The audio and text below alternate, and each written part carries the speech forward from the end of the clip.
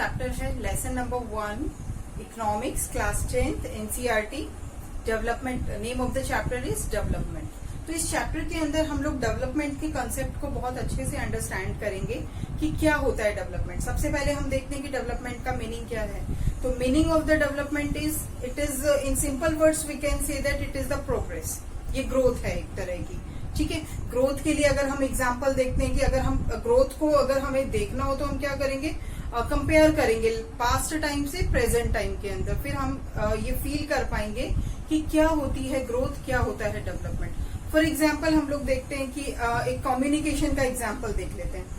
Communication में क्या होता है कि अगर हम लोग पिछले कई सालों की बात करें तो क्या देखेंगे हम लोग कि हमारे पास कम्युनिकेशन करने के मीन्स नहीं होते थे, या फिर हम लेटर्स के थ्रू जो है कम्युनिकेट किया करते थे। बट अगर हम आज के टाइम में देखें तो we are having different means of communication. तो उस टाइम से लेके आज के टाइम को अगर हम देखें तो वी फील दैट कि हमने इस फील्ड के अंदर बहुत ज्यादा डेवलपमेंट कर लिया है। कंपेयर कर सकते हैं हम कि पहले हम किस स्टेज पर थे, आज हम कम्युनिकेशन की फील्ड में कहाँ हैं। और अगर एग्जाम्पल देखते हैं हम ट्रांसपोर्टेशन का भी एग्जाम्पल देख सकते हैं कि किसी टाइम में हम लोग बैलगाड़ी, टोंगा, इस तरह का ट्रांसपोर्ट जो है वो यूज करते थे। और आज हम देखें तो we are having number of transport जो कि फास्टेस्ट भी है, टेक्नोलॉजिकली एडवांस भी है। तो हम कंपेयर कर सकते हैं कि किसी टाइम में किस टाइप का ट्रांसपोर्टेशन होता था और आज किस टाइम का ट्रांसपोर्टेशन है। तो इसको हम क्या कहेंगे, डेवलपमेंट। इट मीन्स हमने इसके अंदर प्रोग्रेस किया है, डेवलपमेंट किया है। तो इन सिंपल वर्ड ग्रोथ और the progress with the passage of time is known as development. कि टाइम के अंतर में हमने जो भी प्रोग्रेस की है दिस इज कॉल्ड डेवलपमेंट। जो भी इसको ग्रोथ के हम उसमें ग्रोथ में लेकर चलेंगे कि जो हमने कुछ समय के अंदर जो चेंजेस किया है अपने अंदर, this is called development. So this is the simple meaning of the development. इसके बाद हम लोग जो नेक्स्ट टॉपिक ले रहे हैं, this is developmental goals. Developmental goals अपने आप को डेवलप करने के लिए, ठीक है, हमारे कौन से गोल्स हैं, हमारे कौन से एस्पिरेशंस हैं, हमारे कौन से डिजायर्स हैं, उसे हम क्या कहेंगे, डेवलपमेंटल गोल्स। गोल्स मतलब हमारे एम्स क्या हैं, हमारे डिजायर क्या है, हमारी एक्सपेक्टेशंस क्या है, हमारी एस्पिरेशंस क्या है, इसे हम क्या कहेंगे, developmental goal. But aspiration or desires for the development purpose is called developmental goals. अब इसका एग्जाम्पल लेकर देखते हैं। जैसे कि सपोज एक गांव में रहने वाला गरीब फार्मर है, ठीक है, उसके पास अपनी जमीन नहीं है, लैंडलेस रूरल फार्मर है। तो अब इसका डेवलपमेंटल गोल्स क्या होगा। अब सीधी सी बात है, इसमें क्लियर ये मेंशन्ड है कि ही इज लैंडलेस फार्मर। तो his developmental goal will be land, he should be a land. इसके पास एक जमीन होनी चाहिए, ठीक है। तो ये उसका डेवलपमेंटल गोल हो गया। अगर उसके पास जमीन होगी तो इट मीन्स उसका सोर्स ऑफ इनकम जो है वो अच्छा हो जाएगा। सोर्स ऑफ इनकम अच्छा हो जाएगा तो इट मीन्स वो जो अपनी बेसिक नीड्स को है वो इजीली पूरा कर पाएगा। अब क्योंकि जमीन नहीं है इसके पास, तो वो चाहता है कि उसको बेटर वेजेस मिले, अच्छे पैसे उसके पास आए, अपने बच्चों को वो अच्छी एजुकेशन दे पाए। तो इसीलिए उसका जो डेवलपमेंटल गोल्स है वो उससे हायर होगा। जो चीज जिसके पास नहीं होती और वो उसके लिए अपना डिजायर रखता है, अपनी एस्पिरेशन, अपनी एक्सपेक्टेशंस रखता है, उसको हम क्या कहेंगे, डेवलपमेंटल गोल्स, ठीक है। जिसके पास जो चीज नहीं है उसको पाना, उसके लिए प्लान करना, उसके लिए क्या है, डेवलपमेंटल गोल। अब जैसे एक एग्जांपल और ले लेते हैं कि एक बहुत अमीर इंसान है, ठीक है, उसके पास पैसा है, प्रॉस्पेरस फार्मर है जो कि पंजाब स्टेट से बिलोंग करता है। अब प्रॉस्पेरस फार्मर है, प्रॉस्पेरिटी तो ऑलरेडी है, तो अब क्या ऐसे पर्सन की कोई एक्सपेक्टेशन नहीं होगी, क्या कोई डिजायर्स नहीं होंगे, इनके भी डिजायर होंगे, इनके भी डेवलपमेंटल गोल्स होंगे। वो क्या हो सकते हैं, मे बी उनकी प्लानिंग हो कि वो अपने बच्चों को अब्रॉड सेटल करना चाह रहे हो, वो अपनी बच्चों को अच्छी एजुकेशन देने के लिए कहीं और भेजना चाहते हो। तो this includes in the developmental goal of that prosperous farmer, ठीक है, उस फार्मर का डेवलपमेंटल गोल है। एक और एग्जाम्पल लेते हैं, कोई गर्ल है। अब गर्ल एक अच्छी रिच फैमिली से बिलोंग करती है, पर यहाँ पर उसे फैमिली के अंदर इक्वालिटी नहीं मिल रही है। अब इक्वालिटी नहीं मिल रही है, इट मीन्स क्या होगा कि उसको फ्रीडम नहीं दी जा रही, उसको इक्वालिटी नहीं मिल रही है, ब्रदर को अलग तरीके से ट्रीट किया जा रहा है, डॉटर को अलग तरीके से ट्रीट किया जा रहा है। तो अब इस गर्ल की एक्सपेक्टेशन यहाँ क्या होगी, वो गर्ल यही चाहेगी कि इन फ्यूचर जो है उसके ब्रदर की तरह उसको भी इक्वालिटी मिले, उसको भी फ्रीडम मिले। ये उसका डेवलपमेंटल गोल होगा। तब उसे लगेगा कि नाउ आई एम डेवलप्ड, कि अब मैं डेवलप्ड हूँ क्योंकि मुझे ब्रदर के अकॉर्डिंग इक्वालिटी मिल रही है, मुझे रिस्पेक्ट मिल रही है, मुझे फ्रीडम मिल रही है। तो ये उसके लिए डेवलपमेंटल गोल है।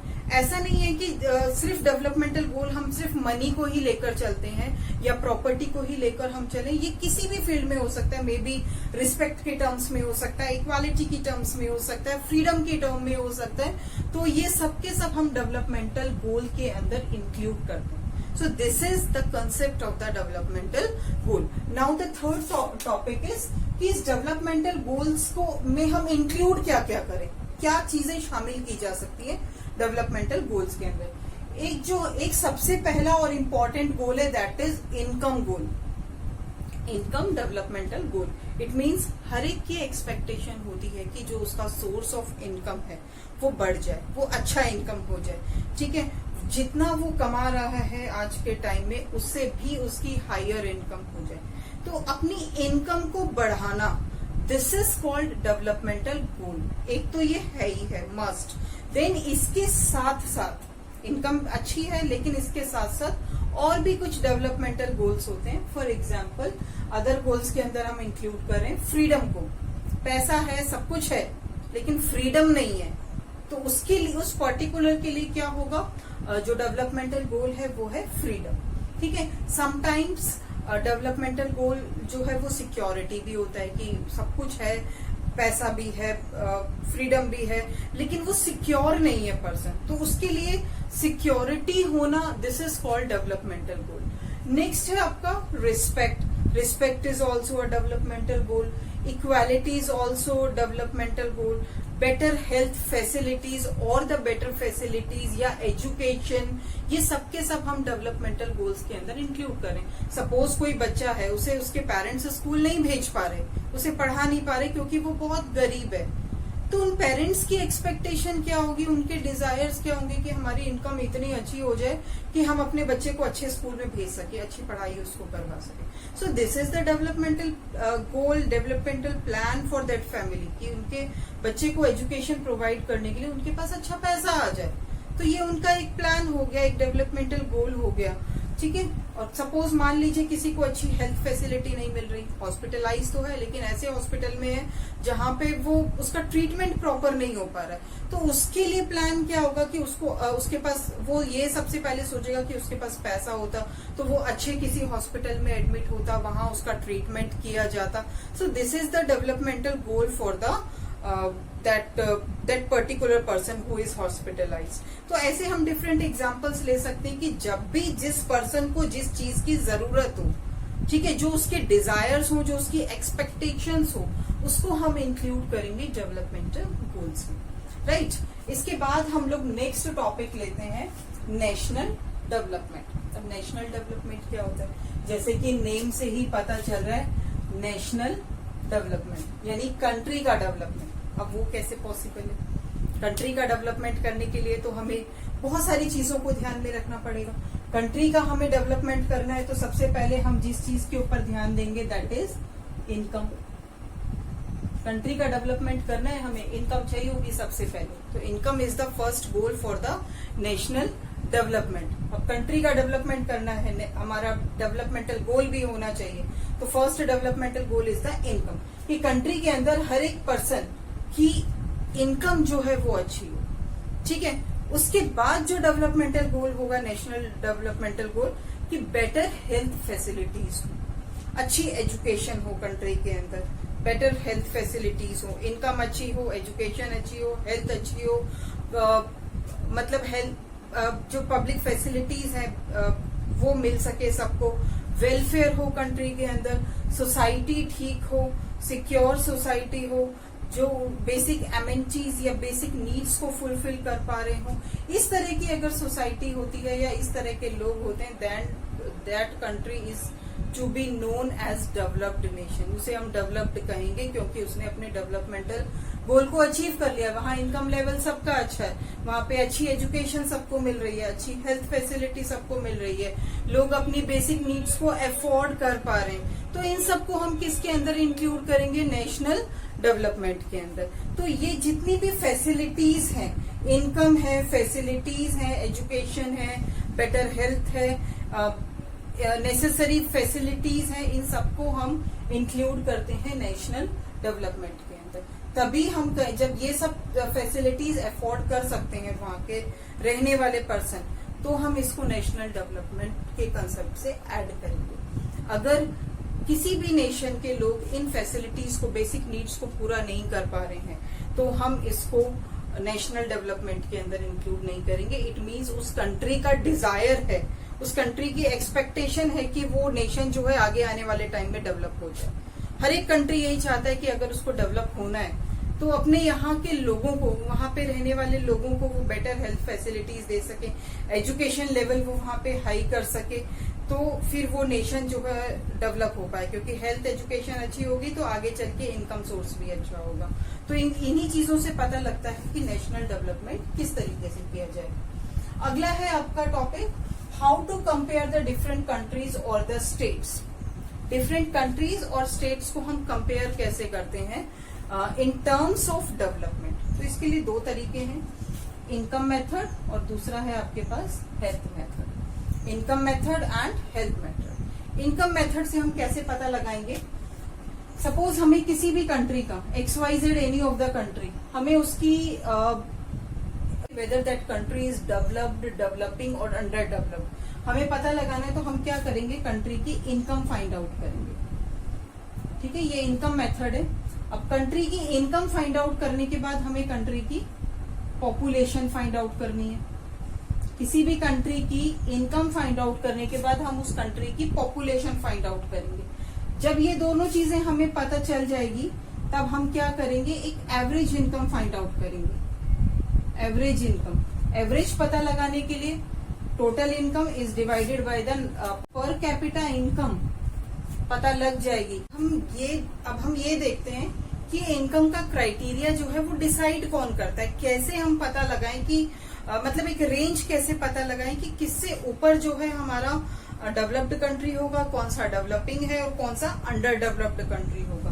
तो हम लोग 2013 का डेटा देखते हैं इसके अंदर, और ये जो क्राइटेरिया है it is decided by the World bank. ये क्राइटेरिया जो है वर्ल्ड बैंक डिसाइड करता है। ठीक है, तो according to the World Bank, if a country is achieving, या कंट्री की पर कैपिटा इनकम $12,736 है, $12,736 है पर एनम, तो that country is known as developed nation. अब पर कैपिटा इनकम अभी हमने देखा ही था कैसे फाइंड आउट करते हैं कि total income of the country is divided by the population of the country. तो अगर पर एनम जो है हमारी उस पर्टिकुलर कंट्री की इनकम 12,736 आती है, तो that country is a developed country. अगर कंट्री की 1,570 पर एनम $US आती है, तो दैट इज डेवलपिंग। अभी वो डेवलप नहीं हुआ है, but in process of development. ठीक है, 1,045 पर एनम आती है, तो हम ऐसे कंट्री को अंडर डेवलप्ड कहेंगे या लीस्ट डेवलप्ड कहेंगे, या आगे आने वाले टाइम में ऐसे कंट्री को काफी डेवलपमेंट करने की जरूरत है। ठीक है, तो इस तरीके से हम लोग फाइंड आउट करते हैं इनकम मेथड के थ्रू कि whether the country is developed, developing और अंडर डेवलप्ड। राइट, तो ये क्राइटेरिया जो है वर्ल्ड बैंक ने दिया है, और इससे हम कंपेयर भी कर सकते हैं इजीली। एक लिस्ट हमारी निकल के आ जाएगी कि कौन सा कंट्री जो है वो डेवलप्ड है, कौन सा कंट्री जो है वो डेवलपिंग है, और कौन सा कंट्री जो है वो अंडर डेवलप्ड है। अगर लेटेस्ट डेटा 2018-19 का भी अगर हम डेटा उठा के देखते हैं, तो वर्ल्ड में ऐसा कौन सा कंट्री है जो सबसे ज्यादा डेवलप्ड है, पर कैपिटा इनकम यहाँ सबसे ज्यादा है, तो इसकी जो रैंक है this is Norway. Norway is the country जहां पर हाईएस्ट ह्यूमन डेवलपमेंट इंडेक्स जो है वो आया। राइट, तो और इनकम अगर हम डेवलपमेंट के टर्म में देखें तो डेवलपमेंटल का टर्म भी नॉर्वे का जो है वो सबसे ज्यादा हाई है। देन उसके बाद हम जो कंट्री डिफरेंट कंट्रीज है, Canada is ranking 5th, USA का जो रैंक है वो 10th है, इंडिया, पाकिस्तान, श्रीलंका ये जो कंट्री है ये डेवलपिंग नेशन में आते हैं। ठीक है, तो इस तरह से हम लोग एक लिस्ट फाइंड आउट कर सकते हैं जिसके थ्रू हम पता लगाएंगे कि कौन से कंट्रीज डेवलप्ड नेशन है, कौन से डेवलपिंग है और कौन से अंडर डेवलप्ड है। ठीक है, तो this is the first criteria to find out और to compare different countries through the income level. और दूसरा हमारे पास तरीका आता है हेल्थ। अब हेल्थ कैसे पता लगाएं? हेल्थ पता लगाने के लिए हमें बेटर हेल्थ फैसिलिटीज देखनी पड़ेंगी कि कंट्री के अंदर कितनी अच्छी हेल्थ फैसिलिटीज है या कंट्री के लोग कितने हेल्दी हैं। ठीक है, अगर कंट्री के मैक्सिमम लोग हेल्दी हैं, वर्किंग पॉपुलेशन है, काम कर रहे हैं, बीमारियां नहीं है, तो हम ऐसे कंट्रीज को डेवलपिंग या डेवलप्ड नेशन के अंदर काउंट करेंगे। जहां पर लोग बीमार ज्यादा हैं, तरह तरह की एपिडेमिक्स, डिजीजेज हैं, सिविल वॉर्स भी कंट्री के अंदर हो रही है, तो ऐसे कंट्री को हम लोग डेवलप्ड नहीं कहेंगे क्योंकि वहां पर हेल्थ इश्यूज जो है वो सबसे ज्यादा है। कहते हैं कि एक हेल्दी पर्सन ही अच्छा काम कर सकता है, एक हेल्दी पर्सन ही है जो आगे चल के सोर्स ऑफ इनकम बन सकता है, वो पैसे कमा सकता है। अगर पर्सन खुद ही हेल्दी नहीं होगा तो वो कैसे काम करेगा, कैसे इनकम आएगी और नेशनल डेवलपमेंट में या नेशनल इनकम में उसका कोई कंट्रीब्यूशन नहीं जाएगा। बीमार इंसान काम नहीं कर पाएगा। अगर वो हेल्दी है, अच्छी हेल्थ है, ठीक है, तो ही वो आगे बढ़ सकता है, अच्छी इनकम कमा सकता है। तभी हम कहते हैं ना, आजकल बेसिक नीड्स के अंदर पहले हम 3 बेसिक नीड्स को काउंट करते थे, that is food, clothing, shelter, रोटी, कपड़ा और मकान। बट आज के टाइम में हम 5 चीजों को बेसिक नीड के अंदर इंक्लूड करते हैं। फूड, क्लोथिंग, शेल्टर तो है ही है, ये तो बेसिक नीड है ही। इसके साथ साथ हेल्थ एंड एजुकेशन, ये 2 बेसिक नीड्स भी अब जरूरी हो गई है। अगर ये 2 बेसिक नीड्स को भी हम फुलफिल कर लेते हैं तो इन फ्यूचर वो जो पर्सन है वो स्किल्ड हो जाएगा, उसको नॉलेज होगी, अच्छी हेल्थ उसके पास होगी, एजुकेशन उसके पास होगी, तो अच्छी हेल्थ और एजुकेशन के साथ वो कोई भी काम कर सकता है जिससे सोर्स ऑफ इनकम जो है वो जनरेट हो सके। और सोर्स ऑफ इनकम जनरेट होगा तो that person will contribute in the national income, right. तो इन 2 मेथड से भी हम लोग पता लगा सकते हैं कि कंट्री की नेशनल इनकम को हम कैसे इंक्रीज करें या कैसे हम किस कंट्री को कंपेयर कर सकते हैं। ठीक है, इसके बाद हमारा नेक्स्ट टॉपिक आता है पब्लिक फैसिलिटीज। नाम से ही पता चल रहा है पब्लिक मतलब कि वहां रहने वाले लोग। अब हम किन फैसिलिटीज को पब्लिक फैसिलिटीज के अंदर इंक्लूड करते हैं?